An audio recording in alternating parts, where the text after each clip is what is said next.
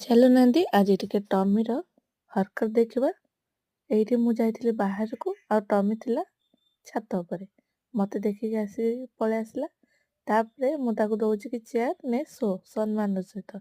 କିନ୍ତୁ ସେ କହୁଛି ମୋତେ ଖାଲି ଚେୟାର କ'ଣ ଦେଇଦେଲୁ ଶୋଇବା ପାଇଁ, ମୁଁ ଜମା ଶୋଇବିନି। ମୁଁ ତାକୁ ଯେତେ କହୁଛି ଚେୟାରକୁ ଆ ଶୋ, ସିଏ ମୋତେ ଇଶାରାରେ କହୁଛି କି ମୁଁ ଖାଲି ଚେୟାରରେ ଶୋଇବିନି। ସେ ସେଠି ବସିକି ରହୁଛି। ଅପେକ୍ଷା କରନ୍ତୁ ସେ କେମିତି ଶୋଇବ ଆପଣମାନେ ଦେଖିବେ। ଜମା ବି ଏପଟ ସେପଟ ଯାହା କଲେ ବି ସେ ଶୋଇବନି।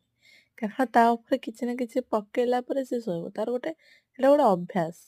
ଚେୟାର ହେଲେ ବି ସେ ଖାଲି ଚେୟାରରେ ଶୋଇବନି। ତଳେ ଶୋଇପଡ଼ିବ କିଛି ନାହିଁ, କିନ୍ତୁ ଚେୟାର ହେଲେ ତାର ଗୋଟେ କିଛି ନା କିଛି ଦରକାର। ସେଇଟା ଗୋଟେ ତାର ହବିଟ୍। କାରଣ ଯେହେତୁ ଆମେ ବି ବସୁ, କିଛି ପକେଇକି ଦେଲେ ତାର କିଛି ଜିନିଷ ବି ମାନେ ତଳେ ଲାଗେନି, ଅସନା ହୁଏନି। ହେଲେ ତାର ଗୋଟେ ମୂଳରୁ ଅଭ୍ୟାସ ହେଇଯାଇଛି, କିଛି ନ ପକେଇଲେ ସେ ବସେନି। ତାପରେ ସେ ଫାଇନାଲି ସେଠି ଶୋଇପଡ଼ିଲା। ମୋତେ ତ ଏସବୁ ବହୁତ ହି ମଜା ଲାଗେ।